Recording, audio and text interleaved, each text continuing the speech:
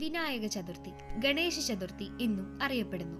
ഹിന്ദു മതവിശ്വാസികൾക്ക് വളരെ പ്രധാനപ്പെട്ട ഒരു ഉത്സവമാണ് വിനായക ചതുർത്ഥി.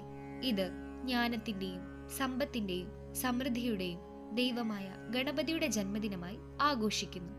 ചിങ്ങമാസത്തിലെ ശുക്ലപക്ഷ ചതുർത്ഥി ദിവസമാണ് ഈ ഉത്സവം കൊണ്ടാടുന്നത്.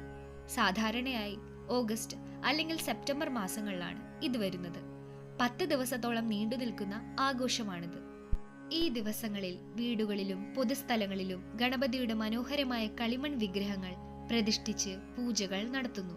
ഭക്തർ ഗണപതി മന്ത്രങ്ങൾ ചൊല്ലുകയും അദ്ദേഹത്തിന് പ്രിയപ്പെട്ട മധുര പലഹാരങ്ങൾ നേദിക്കുകയും ചെയ്യുന്നു. കൂടാതെ വിവിധ കലാപരിപാടികളും ഭജനകളും ഈ ദിവസങ്ങളിൽ ക്ഷേത്രങ്ങളിലും പന്തലുകളിലും സംഘടിപ്പിക്കാറുണ്ട്. അവസാന ദിവസം അനന്ത ചതുർദശിക്ക് ഗണപതി വിഗ്രഹങ്ങൾ ഘോഷയാത്രയായി കൊണ്ടുപോയി പുഴയിലോ കടലിലോ മറ്റ് ജലാശയങ്ങളിലോ നിമജ്ജനം ചെയ്യുന്നു. ഇത് ഗണപതി തന്റെ വാസസ്ഥലത്തേക്ക് മടങ്ങുന്നു എന്നതിനെ സൂചിപ്പിക്കുന്നു. എല്ലാ ദുരിതങ്ങളെയും അകറ്റി ജീവിതത്തിൽ സന്തോഷവും സമാധാനവും കൊണ്ടുവരാൻ ഗണപതി സഹായിക്കുമെന്നാണ് വിശ്വാസം.